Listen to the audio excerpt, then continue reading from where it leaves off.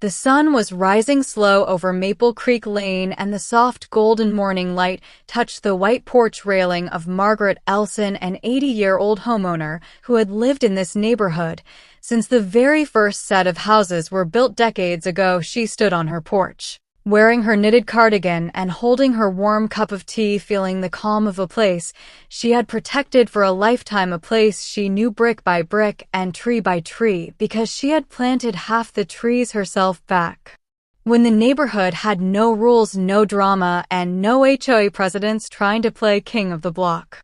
Margaret breathed steady, watching the street she loved, but the peace lasted only until she saw a shiny brand-new black SUV sliding into the cul-de-sac like royalty entering a palace, and out stepped Patrick Nolan, the newly elected HOA president, a man in his early 30s wearing sunglasses. Even though the sun had barely risen, he walked with the confident tilt of someone who believed he owned everything his feet touched, and he carried a clipboard like a weapon of authority. Margaret had seen plenty of people like him, people who mistook youth for power and who forgot that experience was a whole different kind of strength, the kind that did not shout, the kind that waited and watched and understood far more than others thought.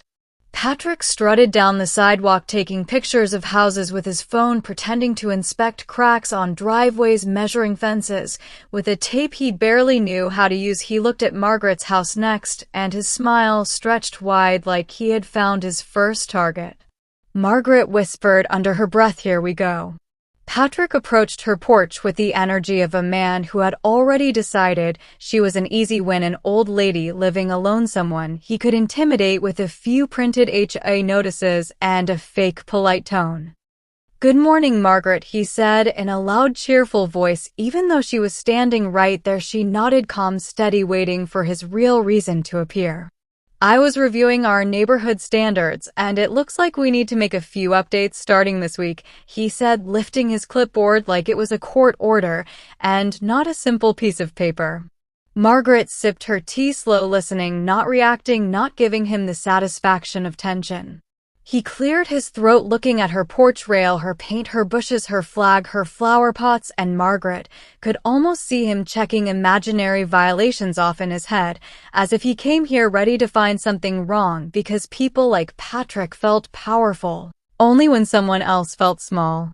He looked straight at her and said, "I will need you to remove those flower pots. They extend past the approved porch boundary, and the bushes need trimming to match HOA visual standards. Also, your porch railing color does not match the updated palette in the new handbook we distributed last month. I will leave a notice today."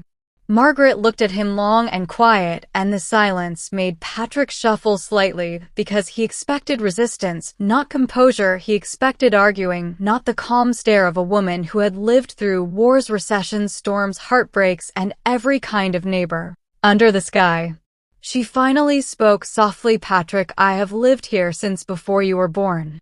He smiled like he was being patient with her. "I understand, Margaret, but our rules are updated now and everyone must comply equally." She tilted her head. "Oh, I absolutely agree, everyone, including you." Patrick blinked, confused and annoyed. "What do you mean?" Margaret pointed her finger gently toward the street. "You parked that shiny SUV of yours facing the wrong direction, which is against Section 4 of the original HOA parking rules, and you blocked the mailbox, which is a federal violation, not just a neighborhood one." Patrick stiffened, his jaw clenching slightly, but trying to hide it behind a fake smile. "I will let that slide since I am new," he said. Margaret nodded, sipping tea again, slow, almost amused. "I never asked you not to follow the rule. I just mentioned it because you seem very enthusiastic about the handbook, and I want to make sure you read all the pages, not just the ones you like." Patrick looked at her like he did not expect that from a woman her age. He thought she would be fragile, confused, easy to boss around. Instead, she stood with more steadiness in her 80-year-old spine than he had in his entire body. He stepped back, recovering his composure. "Well, I will bring the notice this afternoon, and you can review it," he said, turning sharply and walking away like he had won something. Margaret watched him leave, her eyes calm but sharp, because she knew the type. He was the kind who needed to prove authority, the kind who targeted the people he thought would not fight back, the kind who had no idea what happened when he picked the wrong person to push. She turned inside her house, placing her cup down on the wooden table, and pulled open her old filing cabinet, the one filled with every HOA document ever issued since the association was created. She kept them not because she liked rules, but because she believed in receipts and in knowing exactly what someone could and could not do. She ran her fingers over the oldest binder, the one no new president had ever bothered to read. She whispered softly, his mistake, thinking age means I don't know the rules. But the real rule in this neighborhood Margaret knew better than anyone. Never underestimate an old homeowner who has been here longer than your career, your car, and your confidence. Margaret closed the file drawer with steady strength and smiled faintly. Because this time she was not just dealing with a president.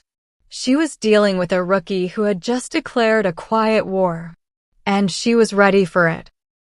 The afternoon sun settled heavy over Maple Creek Lane, and the shadows stretched long across the sidewalks when Margaret heard the sound of footsteps marching toward her porch, the kind of footsteps that belonged to someone who believed they were delivering justice even when no injustice existed. She did not need to look to know it was Patrick, the new HOA president, coming with that notice he had promised like it was a royal decree. Margaret opened her screen door slow, just enough to watch him approach, clipboard tucked under his arm, a thick stack of printed violations in his hand, like he planned to hand out tickets across the whole world. He stepped onto her porch and held out the paper with a confident grin. Here is your official notice, Margaret.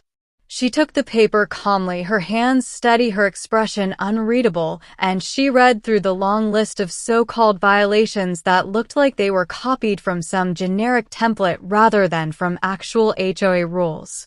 She read each line in silence. Porch flower pots outside approved boundary. Bushes exceeding visual uniformity. Railing does not match updated palette. Flag placement requires relocation. Mailbox height needs review. Side gate paint faded. And a final line. Compliance required within 72 hours. Margaret folded the paper slow, like someone folding a napkin after dinner, not like someone facing a threat. This irritated Patrick because he expected her to react with worry or confusion or fear, anything that would confirm his belief that she was easy to push around. Patrick cleared his throat, waiting for her to speak, but she just stepped down from her porch, walked toward her mailbox, and dropped the notice inside with the same calmness as dropping a grocery flyer. "Excuse me, Margaret," Patrick said, his voice louder, as if volume meant power. She turned her head slightly. "Yes, Patrick." "Did you understand the seriousness of this notice?" he asked, sounding almost offended by her calmness. Margaret nodded. "Yes, I read it." He waited for more, but she offered nothing else. Patrick shifted his weight and continued, "These violations must be corrected or there will be fines, and I do not want to impose fines on you." Margaret stepped a little closer, her voice soft but firm. "Patrick, you should start by correcting your own violations first." Patrick looked offended again. "I told you I am new and..."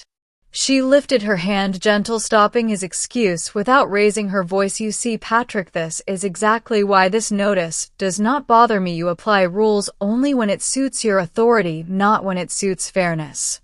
He blinked, unsure how to respond, and she walked back up her porch with quiet grace. But before she went inside, she added one more thing, "Patrick. Yes. Before you leave, make sure your SUV is moved. You are blocking the fire hydrant. That is violation number 31 in the original charter, but you probably never reached that page." Patrick clenched his jaw again and turned toward his car, muttering something he hoped she could not hear, but she heard perfectly, and she smiled, because nothing rattles someone like a person they cannot intimidate. When he drove away, Margaret stepped inside her house and walked straight to her old wooden desk, the one covered with papers, letters, handwritten notes, and binders full of neighborhood history. She pulled out a thick binder with a faded blue cover, the original HOA charter filed and signed decades ago, and she placed it on the table with the weight of a weapon. She opened it page by page, reading each rule that had remained unchanged since the beginning, noting every detail that contradicted Patrick's notice. Almost the entire notice was invalid, either miswritten, misinterpreted, or completely false. Margaret breathed slow, steady, because she had lived long enough to recognize when someone abused authority, and she refused to be silent about it, especially when the person doing it believed age made her weak. She pulled a fresh legal pad toward her and began copying rule numbers with her steady handwriting. Section 2, Paragraph 3, Original porch boundary unchanged. Section 4, Parking rules enforceable on all members, including HOA. Section 7, Vegetation guidelines advisory, not mandatory. Section 9, Grandfather clause protecting long-standing property features. Section 12, Color palette changes not retroactive. Section 14, Notice requirement minimum 10 days, not 72 hours. She wrote each one like a woman preparing for a courtroom battle, not because she enjoyed fighting, but because she believed in fairness and no one would rewrite her life to fit their convenience. As she wrote, the front yard lights flickered on automatically, reminding her evening was here, and she stood from her desk, slow, bone stiff, but spirit sharp like polished glass. She walked to the window and watched the neighborhood settle into quiet evening peace, but she felt the storm under the silence, the storm Patrick had brought with his arrogance, his assumptions, and his belief that she would bend to pressure. Margaret had seen storms. She had outlived storms. She had become weatherproof by life itself. She whispered to herself a simple truth: he picked the wrong woman. She went back to her desk, gathered the original charter, closed the binder with slow certainty, placed her handwriting notes beside it, and prepared for what she knew would happen next. HOA presidents who liked control never stopped after one notice. They always pushed harder. They always assumed the next move would break the person they targeted. But Margaret was no ordinary target. She had built this neighborhood with her hands, her patience, her decades of presence. And when someone tried to erase that, she did not step back. She stepped forward. She looked at the binder again and said softly, "Tomorrow morning I bring him the real rules." And in that calm, quiet living room, an 80-year-old woman prepared to teach a young president a lesson he would never forget. The next morning came with a crisp, cool breeze running softly through Maple Creek Lane, and Margaret woke before the sun even touched the rooftops. She moved slow, but steady, the way someone moved when age had shaped their bones, but never weakened there, while she tied her light blue sweater around her shoulders, placed her notes and the original HOA charter inside a leather folder she had owned for more than 40 years, and stepped out onto her porch with calm purpose. She knew Patrick would not wait long, because people like him always acted fast when they believed they had leverage, and she was right, because by 8:30 she saw him walking up the street again, clipboard in hand, sunglasses on, like he was walking into a negotiation he assumed he already won. Margaret stood on her porch ready, and he stopped at the bottom of her steps, flashing what he believed was a confident, professional smile. "Morning, Margaret," he said, "here to check if you started the corrections." She stepped down the 2 wooden steps, slow but firm, holding her leather folder in one hand and her silence in the other, letting the moment stretch just long enough to make him uncomfortable. "Patrick, I think we need to have a proper conversation," she said. He shifted, like the idea of conversation with a woman 3 times his age felt unnecessary to him. "Fine, but the rules are clear and I do not make exceptions." She reached into her folder, pulled out one sheet of paper, and held it out for him. "What is this?" he asked, taking it like it might be irrelevant. "Your notice," she said. "I reviewed it." Patrick smiled, a little smug. "Okay," and she opened her folder again and handed him another sheet, this one covered with neat handwritten notes and rule numbers. "This is the list of rules that contradict your notice," she said. "I thought you might want to understand why your notice is invalid." Patrick blinked once, then twice, then looked down at her notes, his eyes flicking fast from line to line, confusion forming like fog across his face. He straightened his shoulders, trying to recover his authority. Margaret, these rules must be from an older version. We updated the handbook last month. She opened the leather folder again, pulled out a thick binder with a faded blue cover, and placed it gently on the porch railing. Patrick, this is the original HOA charter signed by the first board, including my husband, she said, and the man who lived where you live now was the secretary who drafted these rules. I have every update filed, every amendment signed, and every version issued, and the rule you are referring to was proposed last month, but never approved by 2/3 majority, therefore it is not law. Patrick stared at the binder like it was some relic from another world he could not challenge. He cleared his throat. Well, we are implementing changes now, and everyone must comply with modernization of standards. Margaret raised her chin slightly. Modernization is fine, Patrick. Misuse of authority is not. He opened his mouth to argue, but she lifted her hand softly, cutting through his words without raising her voice. Patrick, the bushes you mentioned were approved 15 years ago under the grandfather clause. The flower pots were approved 12 years ago. The railing color belongs to the original palette, exempt from retroactive changes, and the 72-hour compliance requirement is not valid because the minimum 10-day notice still stands. Patrick closed the notice in his hand like a man losing grip on his own plan. Margaret waited, calm, steady, watching the storm building inside him. He was not used to being challenged, certainly not by someone he had labeled weak before even speaking to her. He finally said sharply, well, if you want to dispute the notice, you can attend the HOA meeting tonight, but it will not change the rules. She nodded. I will attend, and you should bring the updated handbook because you and I will go through every page together.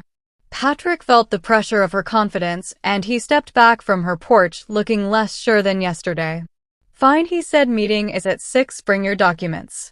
I will, she replied, and she turned back to her door with the ease of someone who had already prepared for the entire battle before he even realized there was one.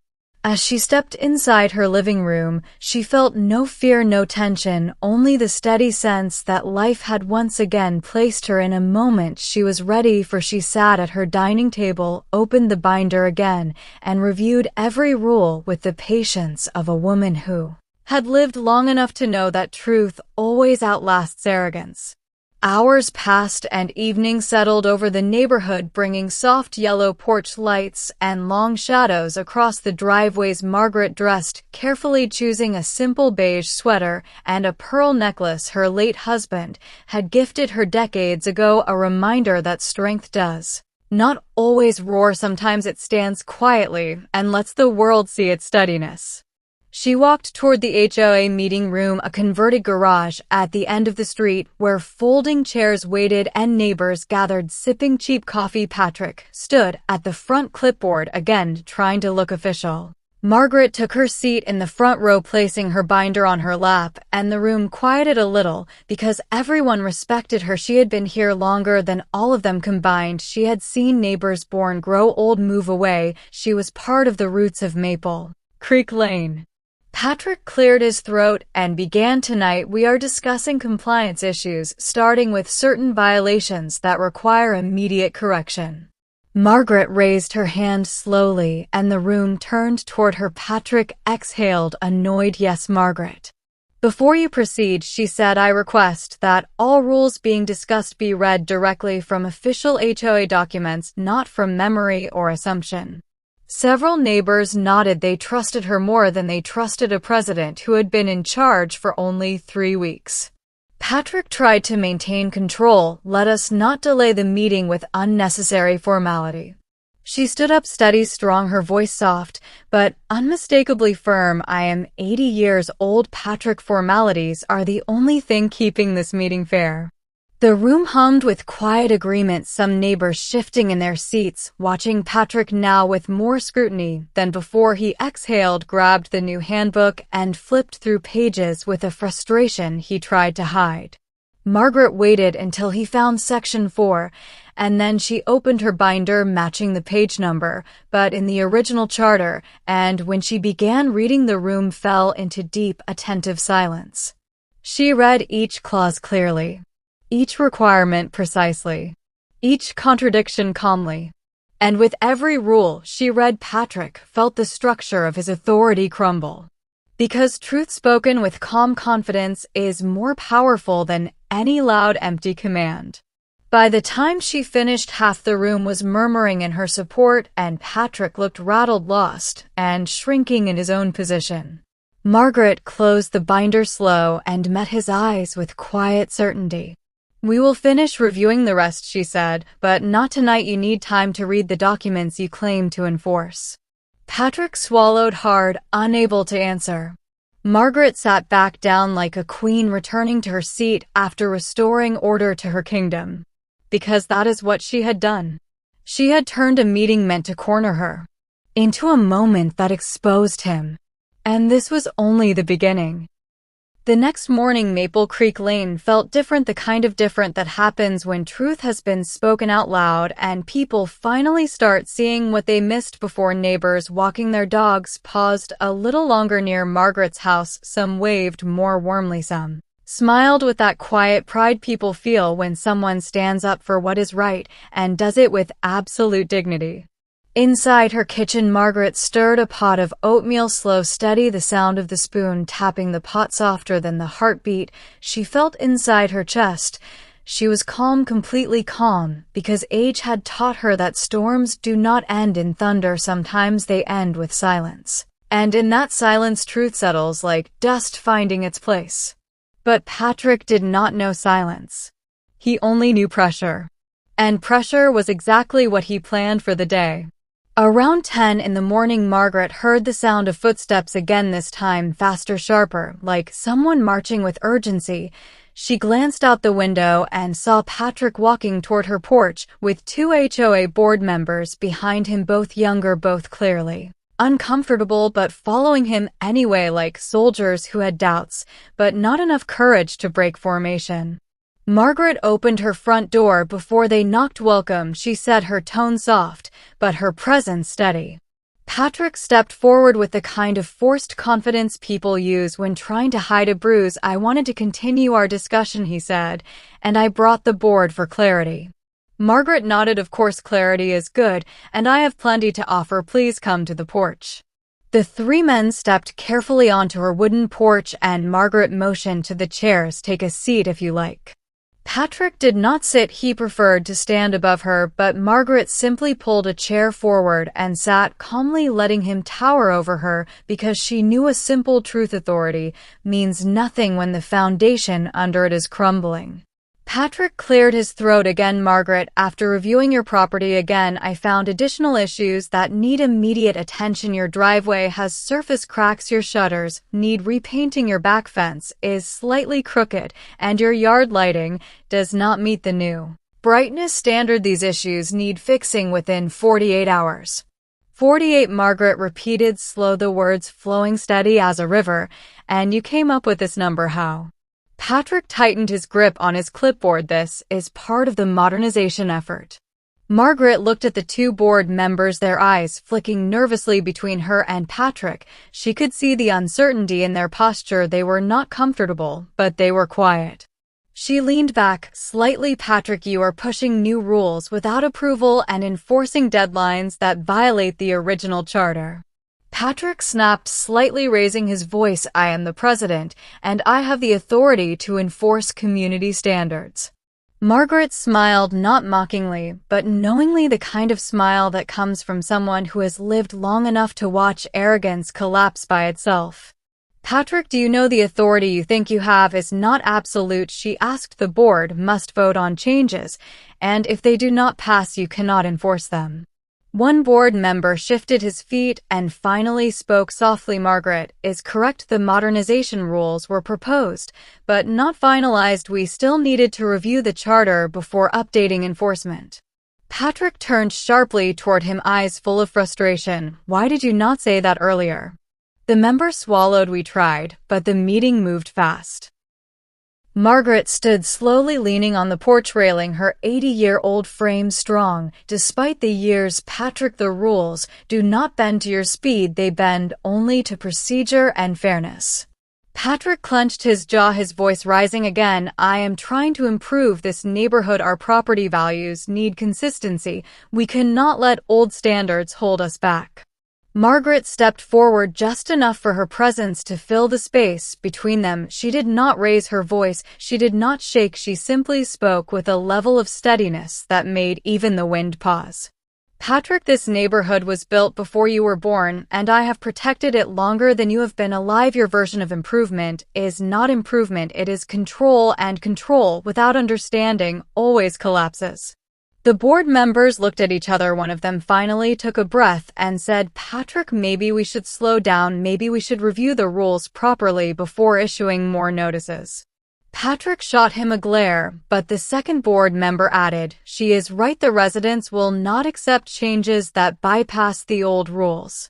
Margaret watched the tension fill Patrick like air filling a balloon too tight, ready to burst. He was losing grip, not because she fought him with anger, but because she fought him with facts, calmness, and clarity, something he could not match.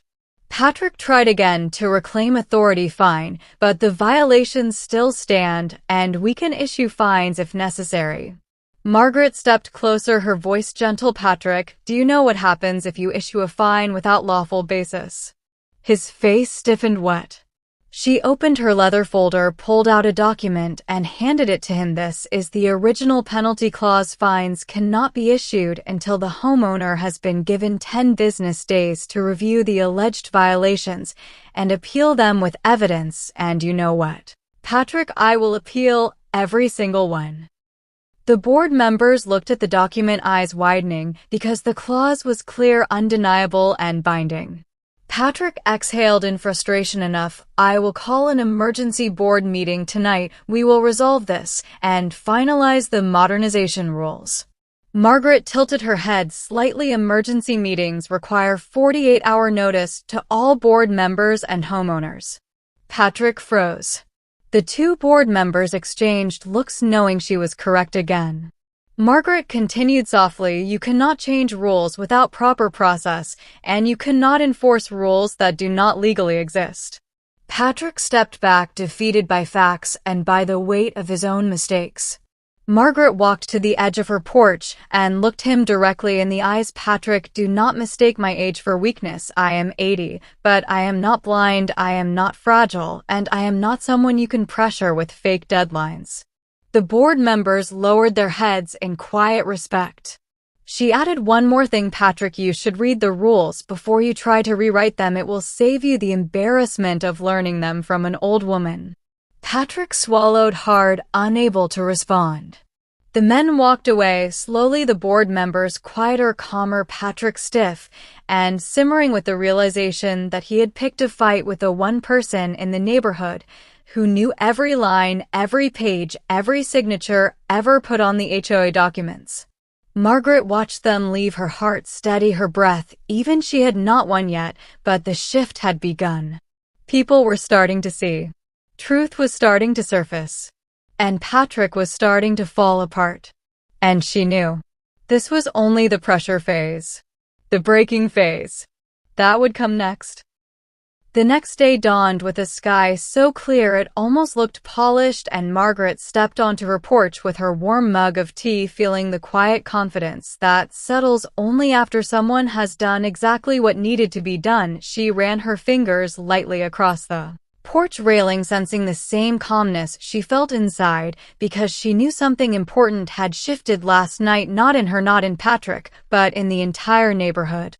She could feel it in the way the morning walkers paused near her gate, the way they exchanged glances with each other, the way whispers moved like soft wind through the street. People had seen what happened at the meeting. They had heard how she stood firm, without shouting, without rushing, without breaking, and neighbors respected quiet strength even more than loud speeches. By 9:30, Margaret heard the familiar sound of footsteps, but this time it was not sharp or hurried, it was gentle, deliberate. She looked up and saw her neighbor Linda approaching, a woman in her late 50s, who always brought baked bread during holidays and kept her front yard as neat as a magazine cover. Linda lifted her hand in a small wave. "Margaret, may I talk with you for a moment?" Margaret nodded. "Of course," she said. "Come up." Linda stepped onto the porch, her eyes soft but thoughtful. "I heard about the meeting," she said, "and honestly, Margaret, I think you handled everything better than anyone else could have." Margaret smiled, a small warm smile. "Thank you, Linda." And then something unexpected happened. 3 more neighbors joined the porch, one by one. Mr. Dunwell from across the street holding his morning newspaper, Hannah from the corner house with her golden retriever pulling excitedly at the leash, and Mrs. Grant, the quiet, retired librarian who rarely left her home but now walked up with purpose. They gathered around Margaret like a small council forming itself without invitation, without planning, simply drawn by truth. The board members looked at the document, eyes widening, because the clause was clear, undeniable, and binding. Patrick exhaled in frustration. "Enough. I will call an emergency board meeting tonight. We will resolve this and finalize the modernization rules." Margaret tilted her head slightly. "Emergency meetings require 48-hour notice to all board members and homeowners." Patrick froze. The 2 board members exchanged looks, knowing she was correct again. Margaret continued softly, "You cannot change rules without proper process, and you cannot enforce rules that do not legally exist." Patrick stepped back, defeated by facts and by the weight of his own mistakes. Margaret walked to the edge of her porch and looked him directly in the eyes. "Patrick, do not mistake my age for weakness. I am 80, but I am not blind, I am not fragile, and I am not someone you can pressure with fake deadlines." The board members lowered their heads in quiet respect. She added, "One more thing, Patrick, you should read the rules before you try to rewrite them. It will save you the embarrassment of learning them from an old woman." Patrick swallowed hard, unable to respond. The men walked away slowly, the board members quieter, calmer, Patrick stiff and simmering with the realization that he had picked a fight with the one person in the neighborhood who knew every line, every page, every signature ever put on the HOA documents. Margaret watched them leave, her heart steady, her breath even. She had not won yet, but the shift had begun. People were starting to see. Truth was starting to surface. And Patrick was starting to fall apart. And she knew. This was only the pressure phase. The breaking phase. That would come next. The next day dawned with a sky so clear it almost looked polished, and Margaret stepped onto her porch with her warm mug of tea, feeling the quiet confidence that settles only after someone has done exactly what needed to be done. She ran her fingers lightly across the porch railing, sensing the same calmness she felt inside, because she knew something important had shifted last night, not in her, not in Patrick, but in the entire neighborhood. She could feel it in the way the morning walkers paused near her gate, the way they exchanged glances with each other, the way whispers moved like soft wind through the street. People had seen what happened at the meeting. They had heard how she stood firm, without shouting, without rushing, without breaking, and neighbors respected quiet strength even more than loud speeches. By 9:30, Margaret heard the familiar sound of footsteps, but this time it was not sharp or hurried, it was gentle, deliberate. She looked up and saw her neighbor Linda approaching, a woman in her late 50s, who always brought baked bread during holidays and kept her front yard as neat as a magazine cover. Linda lifted her hand in a small wave. "Margaret, may I talk with you for a moment?" Margaret nodded. "Of course," she said. "Come up."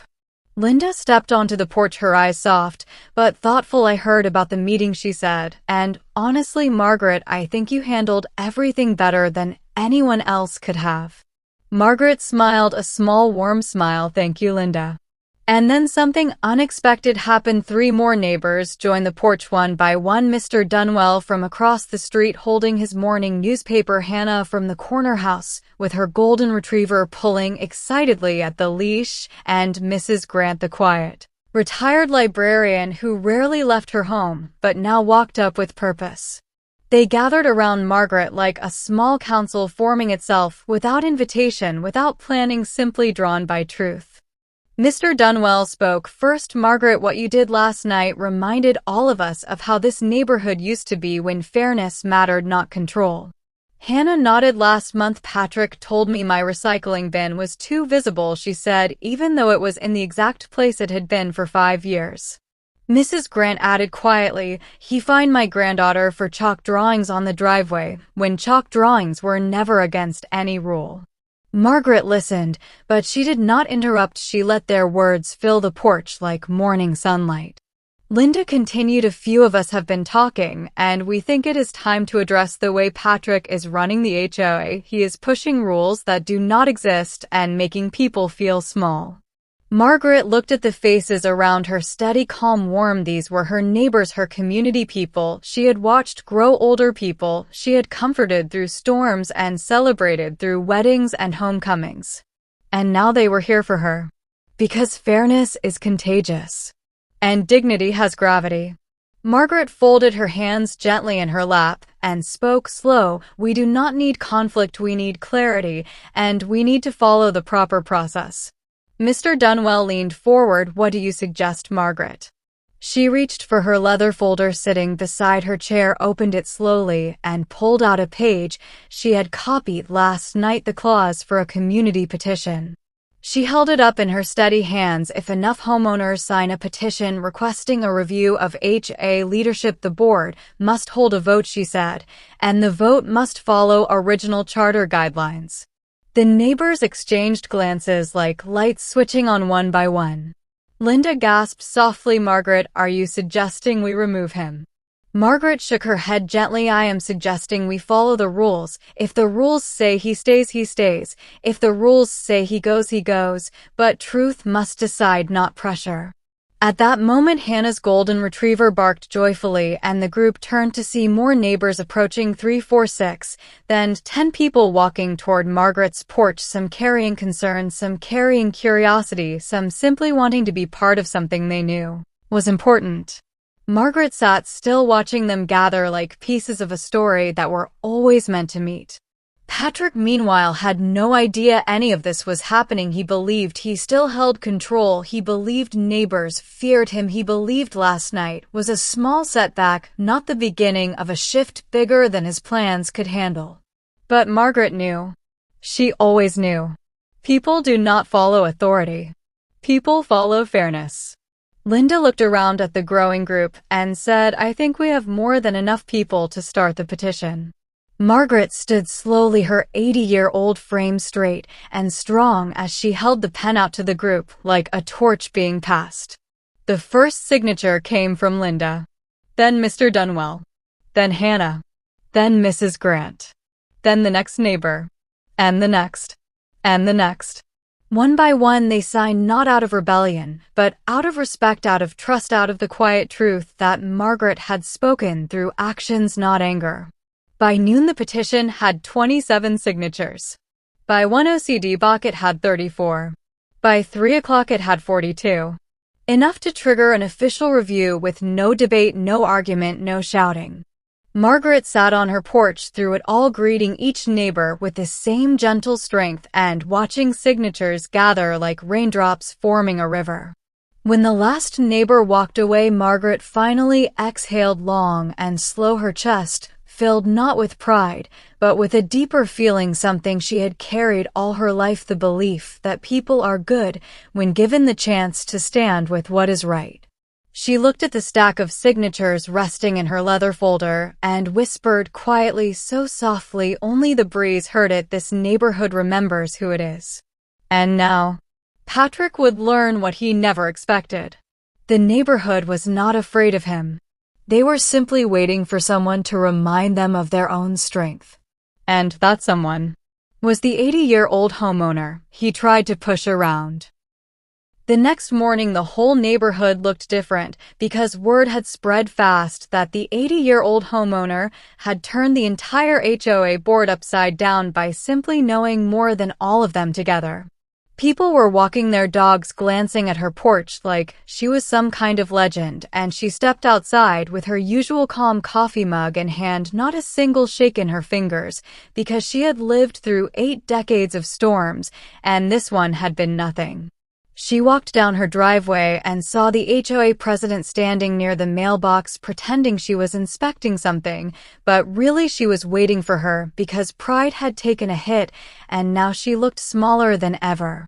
Evelyn kept walking, steady, slow, powerful, the kind of walk that comes from years of deciding she will not let anyone tell her who she is or what she can do. The president finally turned and tried to give a smile, but that smile had cracks all through it because she could not hide the fact that she had been outplayed by a woman older, wiser, calmer. "You handled that situation pretty aggressively," the president said, trying to sound in control. Evelyn just raised one eyebrow, which at her age was more powerful than a full speech, and she said with a voice smooth and cool, "I handled it correctly." The president swallowed her words because there was nothing to fight back with now that the board had confirmed everything Evelyn had shown last night. Neighbors watched from porches, pretending to water plants, but really watching the showdown. Evelyn leaned on her cane lightly, not because she needed it, but because it looked good with authority, and she said, "If you plan to run an association, you need to understand the rules before you weaponize them." The president froze because she knew the truth of it. Evelyn continued, "The neighborhood does not belong to you or the board. It belongs to the people who live here. Respect should start there." It was not a threat, it was not an insult, it was simply truth spoken by someone who had lived long enough to see how power should be handled. The president looked down, finally humbled, and she whispered, "I understand." Evelyn nodded once, turning away because she was done with the conversation and the matter, and she did not need to stand there proving anything more. But as she headed back toward her house, 3 neighbors walked over to her, clapping softly like they were relieved someone had finally stood up. One said, "Ma'am, you just saved all of us from getting bullied." Another said, "We needed someone strong enough to challenge her." Evelyn smiled because strength does not always come from fighting, sometimes it comes from knowing when to stand your ground. She invited them all to her porch, and by afternoon half the block had gathered, sharing lemonade and stories like it was a summer festival. People who had never spoken before were suddenly bonding because when someone brave steps forward, others remember their own voices. Evelyn sat in her rocking chair, watching them, feeling the sun warm her shoulders, and she felt a peace settle in. Not because she had won, but because she had reminded them all what community actually means. And for the first time in months, the whole street felt lighter. The HOA board called for a new meeting the next week, this time with all homeowners invited and chairs lined neatly in rows inside the clubhouse. Evelyn arrived early, wearing a soft blue cardigan, her silver hair pinned back, clean, simple, elegant, and she walked straight to the front row because she had earned that seat without saying a word. The president walked in behind her looking nervous, and she announced to the group that they had reviewed all regulations and discovered errors in the enforcement approach. Everyone looked at Evelyn because they already knew who had shown them the errors. The board declared new policies, ones that protected homeowners from unfair targeting, ones that required community voting before any major enforcement changes. People nodded, clapped, some even cheered quietly. Evelyn sat steady, letting the moment unfold, because she was not here to celebrate power, she was here to give everyone back their voice. After the meeting, multiple neighbors hugged her hands, patted her back, thanked her. When she finally stepped outside, the evening sky was turning orange, the air soft and warm, and she felt something she had not felt in years. Purpose. Not loud, not dramatic, just a gentle certainty that she had done what was right. On her walk home, she saw kids playing chalk drawing on the sidewalk, and one little girl ran up to her and said, "My mom says you are the bravest lady on this street." Evelyn laughed softly, that warm kind of laugh that carries decades. She said, "Well, sweetheart, being brave just means you stand up when something feels wrong." The girl nodded like she had just learned something big and ran back to her game. Evelyn reached her porch, sat down, rocking slowly, feeling proud, but not of victory. Proud of community. proud that, even at 80, she could still shift the world around her when needed. Because age is not a weakness. Age is a lifetime of experience ready to rise when the moment calls. And in that quiet golden evening, she knew beyond doubt, no one would ever try to push her around again. Not here. Not anywhere.